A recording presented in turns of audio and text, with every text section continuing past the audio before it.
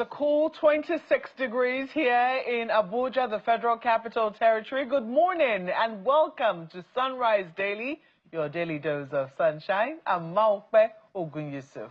And I'm Ayo Makinde, welcoming you to Lagos. Of course, you know that now, Maokbe, we have the president, so you can just rest assured. It's 29 degrees centigrade here in Lagos at this time, and welcome to the show.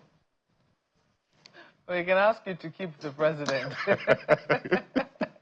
It doesn't change the temperature in Abuja. Anyways, it's a day after Children's Day and a day before the president marks 2 years in office. Well, he's in Lagos for a reason. ECOWAS is currently 50 years old and they're celebrating in Lagos, you know, with some ceremonies and whatnot. But yesterday was Children's Day, and we did wish everyone, every Nigerian child, and even those who are not so young. I mean, I imagine my bank sending me Happy Children's Day, that I can still let the wonders thrive with paying bills, etc. And I'm wondering, what are they talking about? Well, anyways, you can be sure it's a day of one after thing, Children's Day, and it was wonderful. There are so many people like you, Maokwe. I didn't catch it. There are so many people like you who receive that message, not just from their banks, but from their telcos as well. Oh, from their telco? Can you imagine? The nerve. Anyways, I will not let the wonder in me die. And it was just wonderful to see the children, you know, coming out despite the current circumstances in the country, coming out to celebrate. After all, it's their day. We captured the activities that happened in Edo State, in Anambra State, in Abia State, in Imo State.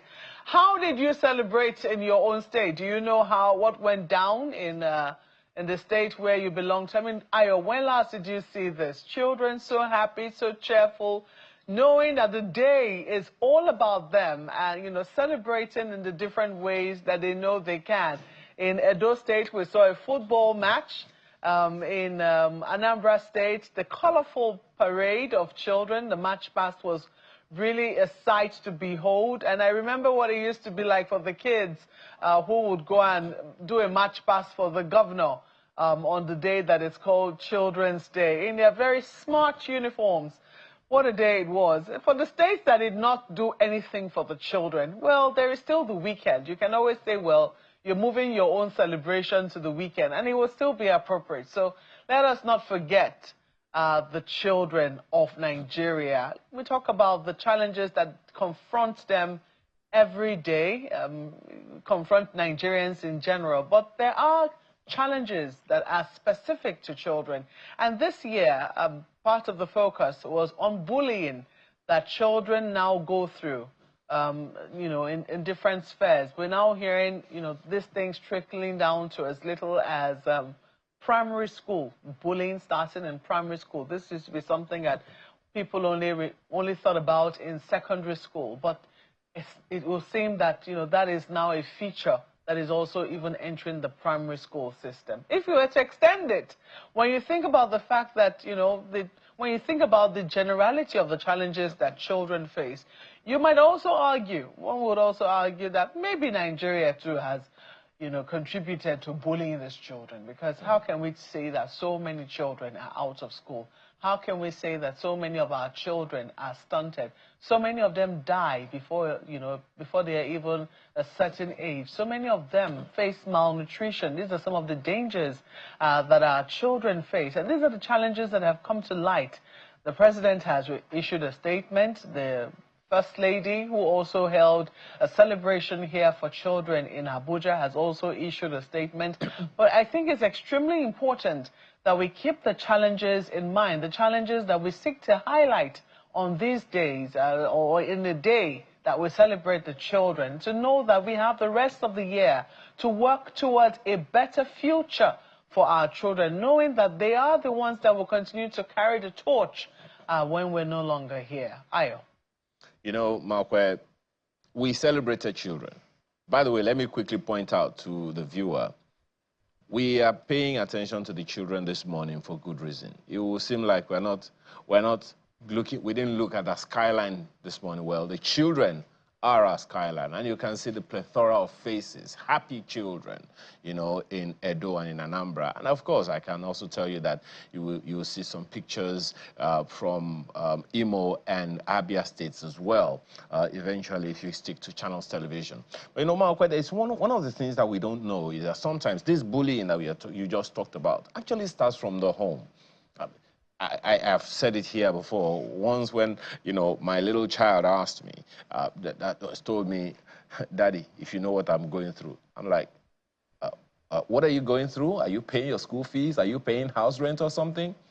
But then speaking to a psychologist, the psychologist said, like it or not, if a child tells you that he's going through something or she's going through something, then she's going through something. But the most important thing that we haven't been doing, Malkwe, is we don't listen to our children, and we should. Some children, happy faces you see, this is perhaps just one escape that a good number of them had from the realities that they have to contend with at home. Some of them are being bullied right there at home. Some of them have gone through sexual molestation. Some of them are being harassed at home. Some in schools. And when they make these reports, guess what? No one is listening to them. In a good number of cases, they are silenced.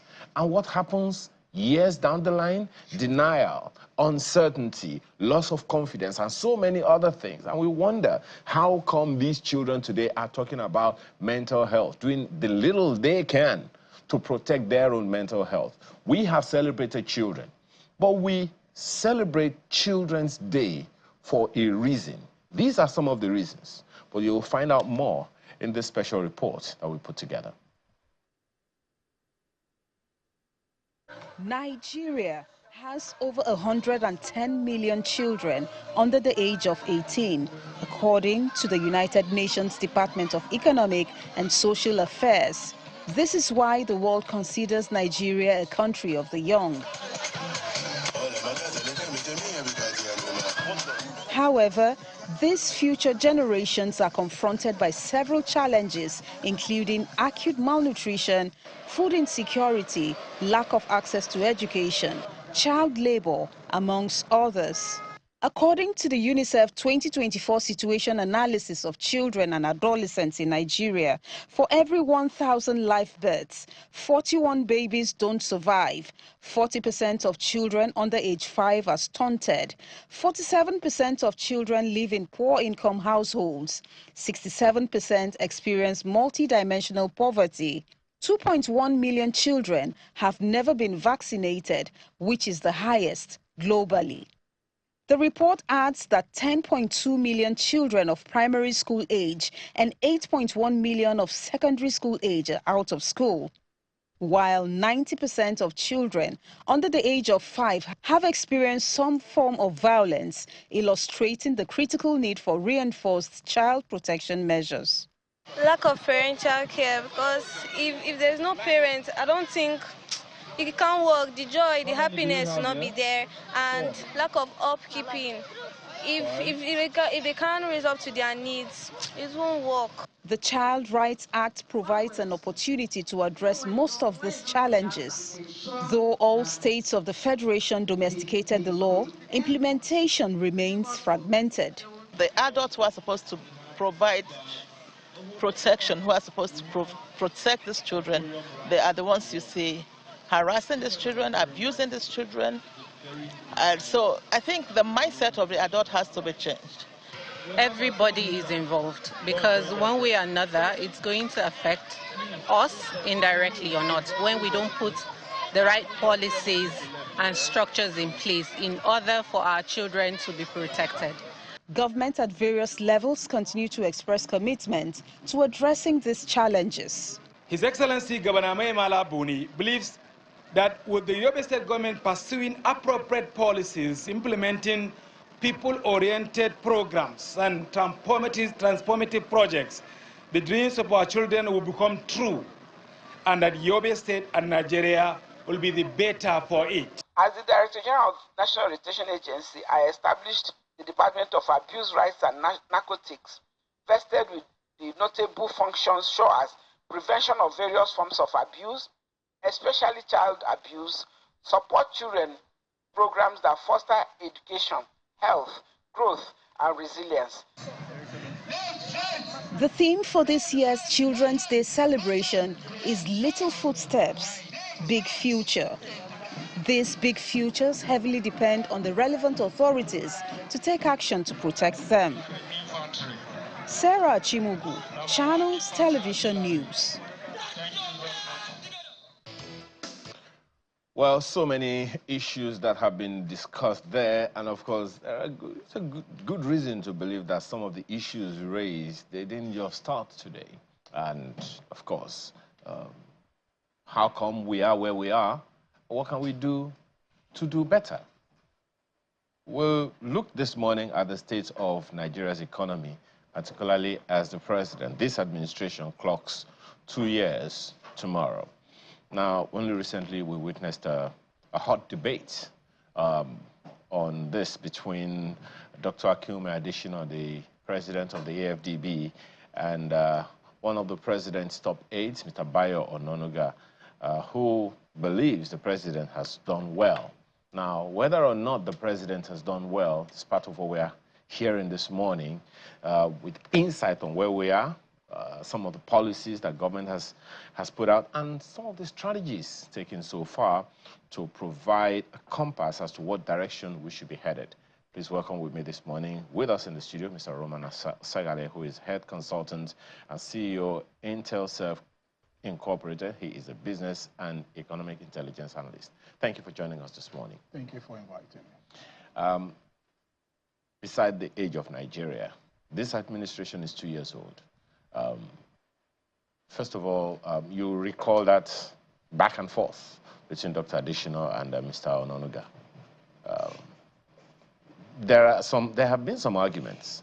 I saw a report that says someone looking at the report and says, well, both of them are right in their own sense, depending on where you are, from what perspective you're looking at the issues. But what's your own take? Okay. Thank you for inviting me once again. I'd say, let me go back to 2018 to answer that question. Bill Gates had said in 2018 that Nigeria and the DRC will account for, is it 40% of the total number of people living in extreme poverty by 2050. He never broke it down, right? Now, you expect that, or you see people at that level when they talk and expect the level they are speaking to be able to decipher and know what they are saying. Because in the presidency, you would expect that the kind of people that will work with the president are top-notch people. Now, let's go back to Dr. Adesina. Dr. Adesina is 99% right, and I'll say probably 1% wrong. And Mr. Ononuga is 99% wrong, and I'll say 1% right. Why? See, when bankers and people who come from the finance background, economists, talk, they are not just talking to numbers. They are looking at the historical data of numbers. Now, so what is the quarrel? He said that the GDP per capita is now lower than what it was in 1960, right? When you look at the figure, basically, it is higher. But there are other things you need to consider, and that is the part I would fault Dr. Adesina for not explaining. Now, you look at purchasing power parity, you look at inflation. I sent in some slides. Let's just run through it, right? If you go to slide 6, I think, for instance, right? Sorry, slide 5, for instance. Slide 5, you see that Nigeria's GDP per capita as in 2024 closing was $824, but in 1960 it was $93, right? It looks higher. But next slide, and slide 6. But when you adjust for inflation, let's see slide 6. When you adjust for inflation, right? That same $93 in 1960, the value is now, let me put this across. I did not use the Nigeria inflation rate because it will definitely make us sad. I used the U.S. average inflation rate for the past, I think, 64 years, right? Which is 3.73. Even if you use that, which is very low, that $93 is worth $985 today, which its value is more than the $824 that our GDP per capita currently stands. Now, if you now go to slide 7, that is a forward adjusted for inflation, right? Let us do a backward adjusted for inflation. Slide 7. If you go back in time to 1960, our $824 is now worth $76 in 1960 rather, using the same 3.73% average inflation rate over the years. That's the US. I don't want to use Nigeria because it will make people go into depression, the value that you're going to be getting. So does that not minimize the severity of the challenge we have? Well, it doesn't, because I just wanted to use the US to make it a bit realistic. Nigeria's case is when you say when you have an outlier, it will make you sad, you know. So even if we use that of the US, you find out that Mr. Adesina, for crying out loud, he's the president of an international. He knows what he is saying. So if we go back 1960, the $93 that we had as in GDP per capita is more valuable than the $824 we have today. The man is right. And so, but does that help that inflation, or rather, does it help that the population numbers back then are different from the numbers today? You're not supposed to be static, for crying out loud. Okay. Right? You're supposed to be growing. And this is where data comes into effect. When you're growing, the government knows what policies to put in place. Does the government know, really? I don't know whether they know, but a lot of these things are failed. See, let's look at one of the data pages. You see, look at slide 3. You find out that between 2015 to 2023, right, we've only had an average annual growth of 1.55%. That's economic growth. Then look at the next slide, slide 4. You find out that between the same 2015 to 2023, population growth is 2.26% average. So the population growth is much faster than the economic growth, which obviously will continue to make us poorer. Part of why the GDP per capita will continue to drop.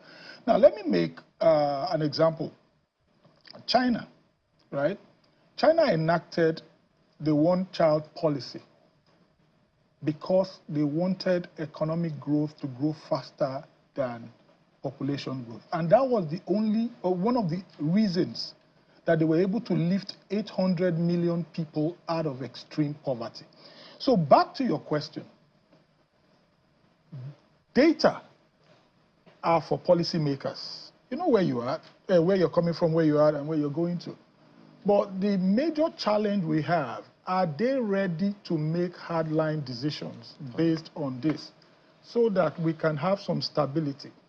The population we have now, if you look at it, countries like Britain, UK, France, Italy, Germany were far more populated than Nigeria in the 60s, in 1960. But fast forward today, they are nowhere near us. So you must continuously use such numbers to manage how you grow your population in the country. Perhaps, you know, there's this thing that I talk about quite a number of times in Socially. You've spoken to countries, and we can all agree that every country is like an organization run by systems and run by various other, you know, parameters of states. In Nigeria's case, for instance, we run the presidential system. We are a federation.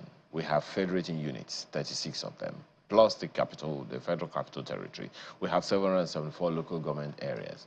And it would seem like, as many people would agree, our constitution and some of our laws that should empower the federation or the federating units to also thrive had been operated or obeyed in breach over the years.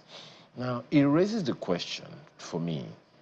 It would seem like the collaboration that should happen between the federal government and the states over the years to foster a growing nation haven't really happened.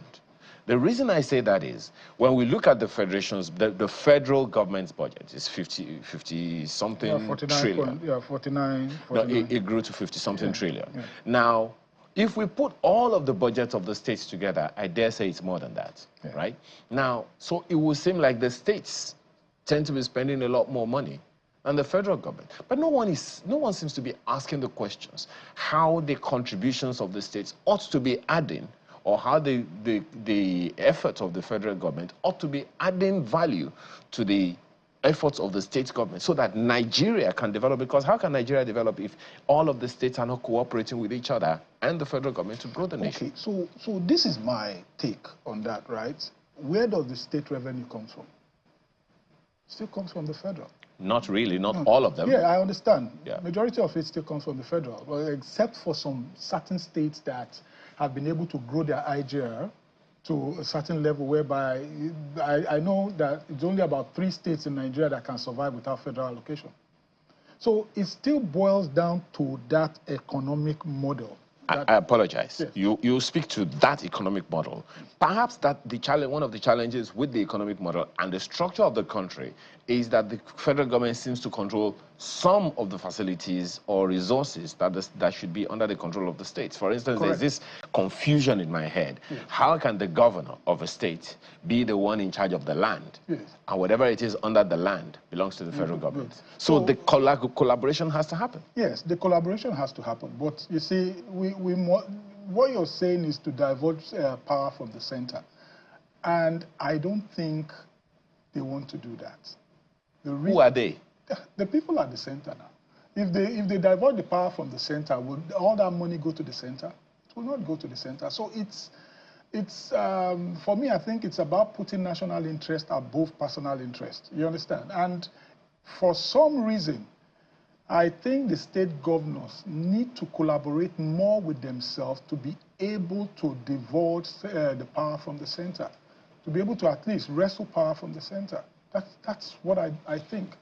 And until we're able to do that, right, give the states more power over their resources, it will be very difficult to see development in this country. Now, you've also spoken to some political expediency now, that the states and the federal government, the federal government may not want to divulge authority and all of that.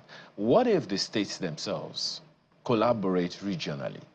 I mean, this happened in the First Republic, and the reference is always made to the Grand Pyramid in the north, the cocoa in the southwest, and the coal in the east, and all of that. Is it something that the states cannot do themselves, sit down together? Well, after all, they have these regional geopolitical blocks. They have it, you see. Okay, this is what I always say about that. Until you take that allocation away, nobody will sit down to think. What you're basically saying is state development. Look inward. What can we do? Collaborate, grow our economy, independent of the center. Until we put down laws that will cut the state off and say, look, go survive on your own. You are the one in charge of your resources. Whatever your resources are, take them to develop yourselves.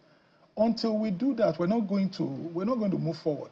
That pie, which they divide every month, and then everybody sits back, oh, it's 31st of 30th of the month, and we fly to Abuja, and then how much crude oil did we sell? What is allocated to us? It will make anybody lazy thinking. That's the truth.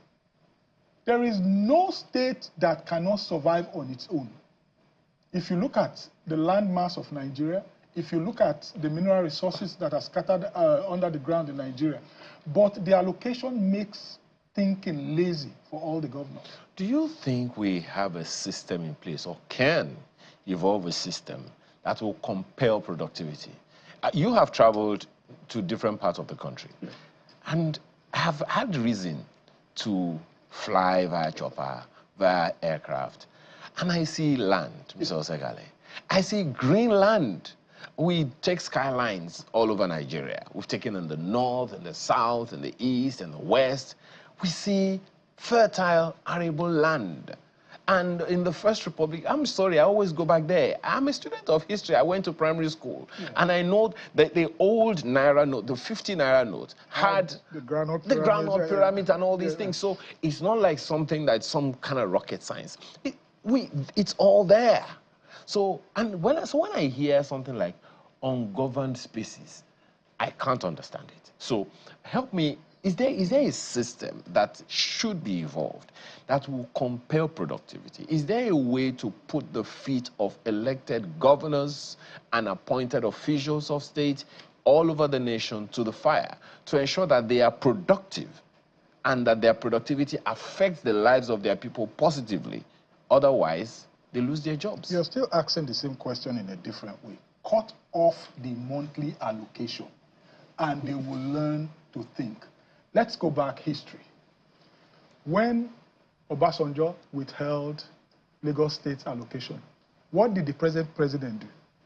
He sat down with his economic team and ideas started coming up.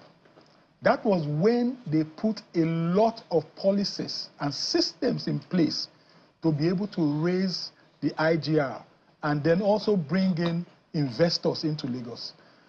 Until we've cut off that monthly allocation, these people will not learn how to think. It's just plain simple. Let me put it to you. Your father, right, passes on and says, look, I'm leaving you wealth worth almost about maybe 50 billion in Naira. And then you wake up, probably before then, you wake up every 4 a.m. To go to work at VI, to beat the traffic, and you come back 8 p.m. in the night or 9 p.m. in the night. Let's be very objective. Will you want to continue in that lifestyle? Except somebody that says, you know what? I want to build my own future. I want to be my own man. I want to carve out a niche for myself. I want to carve out a space for myself and say, you know what? The fund my father has left for me is a bonus, but I want to do something for myself. It's only that kind of person and that kind of mind that will want to walk in that trajectory. But 99.9% of the people will just sit back, laid back. Sorry to say, our governors are laid back people when it comes to developmental thinking. Simple. So does it then mean that because if you are to cut off all of these allocations, then so many laws will have to be adjusted? Right? Even the Constitution. Is that something you think we should do? They can, but is the willingness there?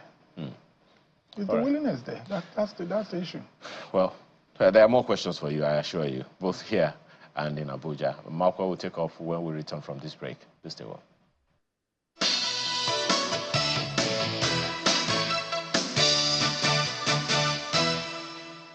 Welcome back to Sunrise Daily. We're still having our discussion with Mr. Roman Osegale, and interestingly, well, it's getting even more controversial, if you ask me.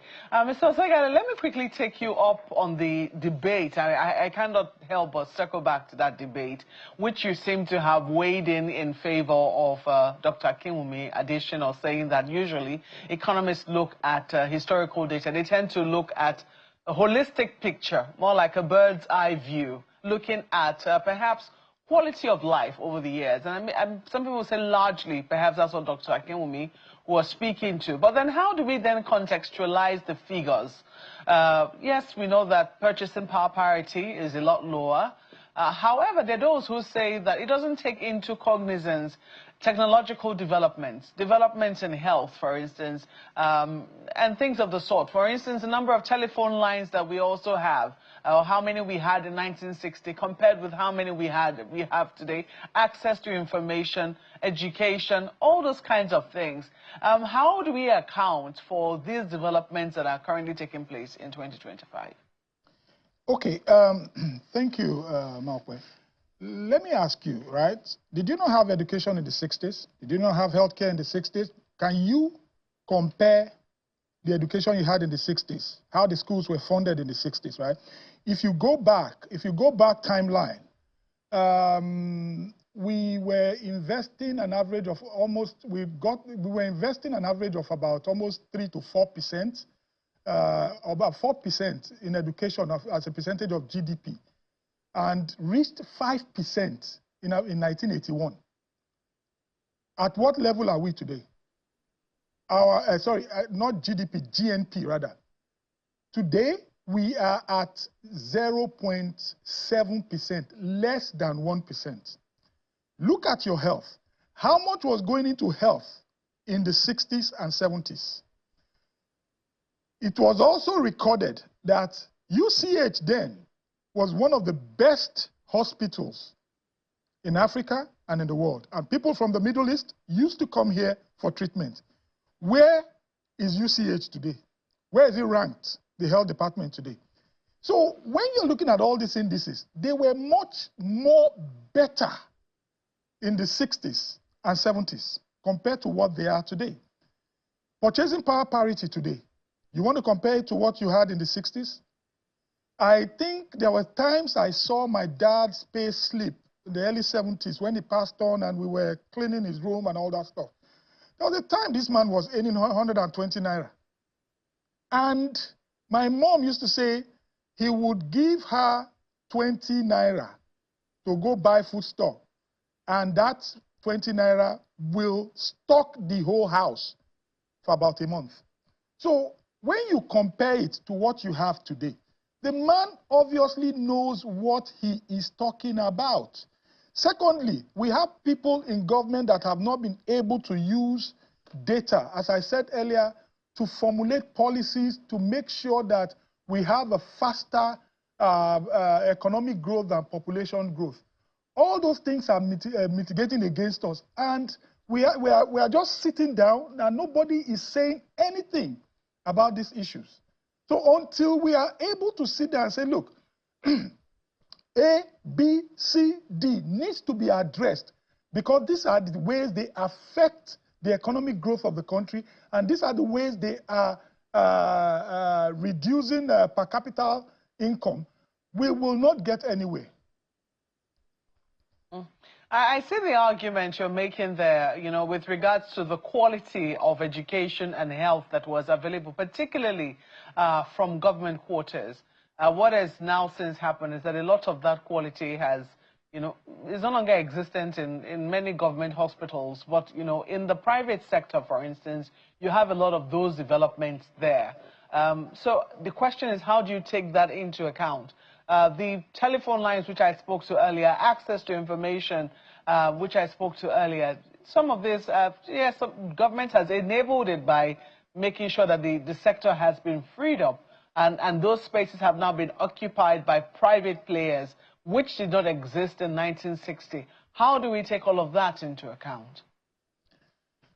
Okay, if I understand you clearly, right, you're saying there are a lot of more private sector participation in the economy now, which was not there in the 60s, right? But the thing is, the data speak for themselves. Let's look at the 2025 budget, for instance. The total capital expenditure of the budget is just 30%. No country can live and succeed with that. Even the telecoms you are talking about, we know how epileptic their services are.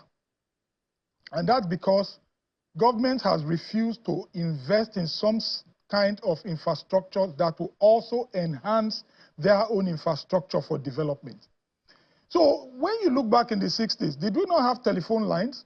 We had the tabletop telephone lines in the 60s, which worked effectively. In the 70s, we had the same thing. In the 80s, we had the same thing until in the 2000s that they started liberalizing the sector. But my argument is this. Until government comes in and also says, these are budgets that we release every year, 70% has to go into development, or 80% has to go into development, and then maybe 15-20% into recurrent expenditure. All these things we are saying, we're just going to be repeating them year after year. For instance, you look at the budget now. You're looking at the budget of about how many billions? Nigeria with about 215 to 220 million people. You are looking at a budget of about $33 billion. It's too small. We need a budget that can impact the economy. We need a budget that can deliver what the government wants, so that at least people can live in a decent environment. People can live to say they earn this, and that amount can also start to that amount can help them to make a decent living. What we have now cannot affect the economy. We're going to come back here the next year and we're going to start saying the same thing all over again.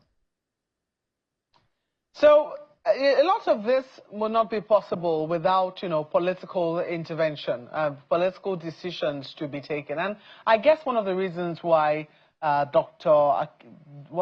Bayo Onanuga replied Dr. Akinwumi additional was because it also affects how a government is perceived. I mean, when you look at the pictures in terms of how Dr. Akinwumi additional painted it, and also the other side, which Mr. Bayo Onanuga also painted as well, a lot of what needs to be done, are political decisions that need to be taken. If we are experiencing a decline in the quality of life, some people will say it's as a result of cumulative decisions that have been taken over the years with regards to our population growth, which we haven't followed through with regards to certain tough economic decisions that ought to have been taken prior to now, but were not taken. So looking at what it is, because some people have also said that oftentimes the term in office, tomorrow now we're going to be looking at 2 years of the Bola Tinubu administration. The term in office and the fact that politicians are under this pressure to show what it is that they've done in their time in office, oftentimes, prevents them from taking the necessary decisions that need to be taken in an economy like ours to launch it forward. I mean, you made the example of, is it a Chinese leader who looked like he was not making a lot of progress at some point, but eventually it turns out that the foundation he laid, unpopular as they were at the time, was what his country needed to eventually pull out millions of its people out of poverty. How can we encourage our political leaders to, be more ambitious, to be more forward-looking, to have a little more vision and more courageous to take the decisions that need to take us out of where we currently are? Okay, thank you. The data are there. One, we need to have leaders that have Chairman Mao of China were leaders that had national interest above personal interest. Sorry to say, but most people we have in government have personal interest above national interest. That's one.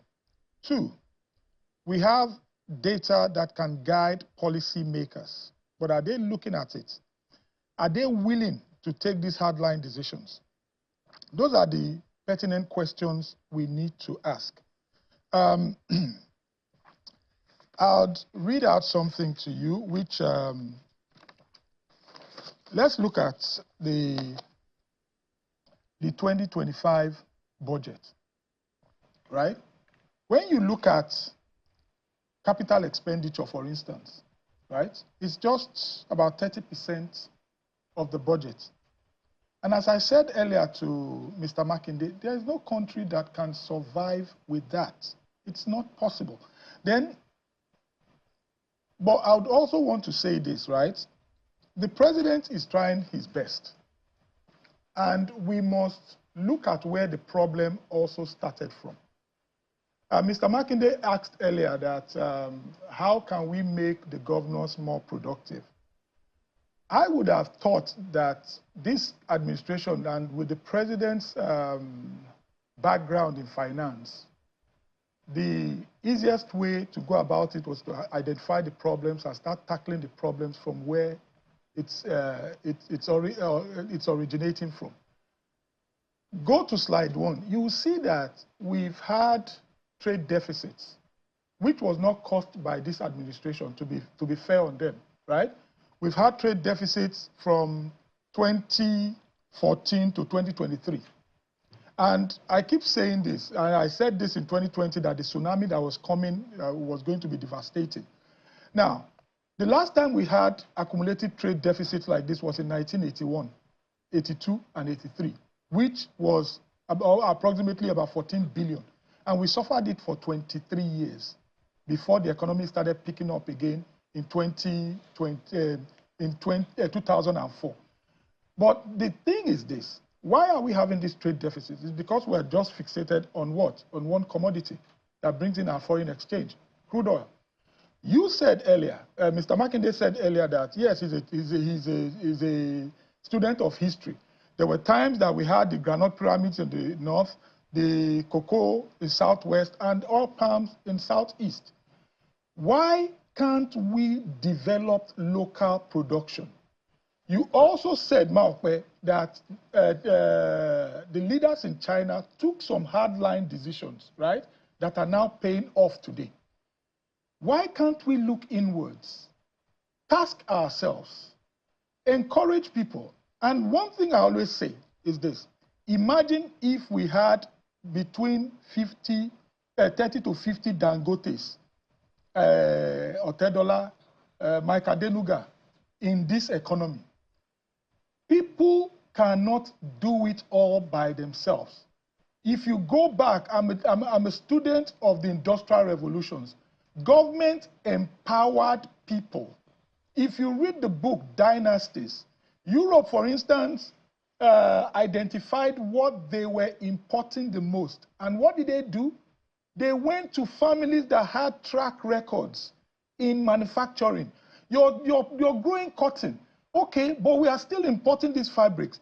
Why don't we give you this money? And then you start to what? To spin fabrics so that we stop importing fabrics. And then we can have a better trade balance. Government must make people in this economy to be able to reduce our trade deficit. People can't do it alone. Look at the support the US government is giving to Elon Musk. Go to Europe, it's the same thing. They identify these people who have dreams, who have track records. Is it a problem of policy? It's a problem of selfishness. On whose part? On the government's part. They don't say, Obasanjo tried it, right? If you look at some people in the economy today, they empower them. But it shouldn't stop. Well, what do you make of the this new wave of Nigeria First that the Federal Executive Council just declared? Okay, so what is the Nigeria First? When you are saying Nigeria First, compared to what Mr. Trump, President Trump is doing. The understanding communicated to the public about that is, if it is something that can be produced in country, it should not be imported. I must give this to the president, although it didn't start from his term. The DICON Act that he passed into law, right? We need that same DICON Act in other industries, in the fabric industry. Do you know how many students go to school? How many students we have, or kids we have, that wear uniforms in this country? Where do all the fabrics for the uniforms come from? Look at, I consult for a company that manufactures prepaid meters. This second phase of the meter, they are going to import them from China. The metering industry is an endless industry. It's like the oil industry. But you are killing the jobs here and giving it to the Chinese. And you're saying Nigeria First, where your actions contradict your saying. Look at what Mr. Trump is doing. Is this something that can be produced in country? Why can it not be produced? It's just a question. Why can it not be? I consult for a company that is an OEM company. They produce and manufacture all the component parts. What government is supposed to do is this. Well, they say, oh yeah, you cannot meet up with the demand. Give these people money to replicate in the 6 geopolitical zones. That is what the white people would do. That is what the white people would do. Nobody can do it. Nobody can succeed. Even the Dangote we are talking about today, people criticizing that, oh, he was favored by the government. Yes, he was favored by the government. But look at his impact in the economy. If you have like 30, 40, 50 Dangotes, one in the textile industry, another one in food processing industry, another one in the arms industry, another one, you find out that our trade deficit will start to reduce. Look at Dangote's refinery, the impact that is having on the reduction of imports of fuel. We have just a few minutes, but to that slide 1 that you pointed at, yeah. I note without fail that anyone will see a sharp decline, in fact, a drastic drop from 2013 to 2014. Yeah. What happened? Okay, so the oil boom came to an end in 2013. All of a sudden? Yes. The oil boom came to the same thing that, see, people are not looking at history. Exactly what happened in the 70s that ended in 1981. All the growth, all the razzmatazz in the economy in the 70s was not as a result of productivity. It was as a result of the oil boom, which was orchestrated by wars in the Middle East. The same thing we enjoyed in the 2000s that ended in 2013. And right now, I would say this administration is trying. I would not deny that. You understand? But for me, I think what I expect the president to do is get the economic model right. What we're operating now is an expense economy, right? Where you sell your assets. The oil, the crude oil we mine and sell is part of our total assets, right? And until we're able to move away from that crude oil to an investment economy, we ain't going anywhere. That's the truth. President Tinubu might be building the good policies that mean well for the country, but the foundation is wrong. Do you think our politics aligns with our economics? No, it doesn't, because we don't even have political ideologies. There's no political ideologies. If you go to the US, for instance, you find their political ideologies. The Republicans and the Democrats have different political ideologies. The Democrats believe that they must tax the rich and give a tax break to the middle class and poor. The Republicans say no, don't tax the rich, because if you tax the rich, they'll move their funds out of the economy. They go to tax havens, which will eventually lead to what? Closure of companies and then loss of jobs. Government will pay more in unemployment benefit. You find out that these two parties are trying to achieve the same thing, but what? With two different means. And they are always arguing and laying out their facts and figures to support their argument. So it's the direct opposite here. Just one quick one, last one, just for a few seconds. The federal government is thinking of some additional borrowing recently, even though there's been some recovery, significant recovery by the EFCC. How much did the EFCC recover? Something in the region of hundreds of millions. Okay, because what I read this morning, I think in one of the newspapers was $900 and something billion. I think that figure is wrong. I'm not. Your budget is your budget is about in the range of 30-something billion naira. They are saying they recovered $900 and something billion. So first of all, I think they should go look at that figure, right? Because it can't be correct. Maybe they meant millions, right? But the thing is this: if you have trade deficit, the offshoot of trade deficit is budget deficit. The offshoot of budget deficit is that you must borrow to cover up the budget. And as you do that, right? Let's quickly go to one of the slides. You see, let's quickly go to one of the slides. I think it's the borrowing. Yeah, Nigeria. And now go to slide 11, right? You find out that you keep borrowing because the little you have, you are using it to pay debt service. Look at between 2014 and 2025, right? See, our debt service has increased from just 710 billion to 16.33 trillion, accounting for how many percentage of the budget? Over 30% of the budget. So that alone will continue to shrink your revenue.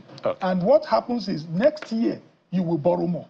And then you are setting a debt trap for yourself. And your children will be the one to pay. This is sounding like an endless vicious cycle. Because we've already gotten ourselves entangled in that poverty trap. The only thing that you've said today that's given me a little bit of respite is that you said that the federal government is trying. Can we also admonish the states to try? Stop that allocation. Starve them of the allocation, they will learn to think. Oh, why didn't I see that coming? Roman Esegale, Head Consultant, CEO, IntelServe Incorporated, is a business and economic intelligence analyst. Thank you so much for your time this morning. Really appreciate your time. Well, that's the much of the program we can take this morning. Thank you for the privilege of being a part of it. I am Ayo Makinde. Have a wonderful day. Well, there'll be more talk on the economy at the top of the hour with Business Morning. Thank you. I'm Maokwe Ogunyusi.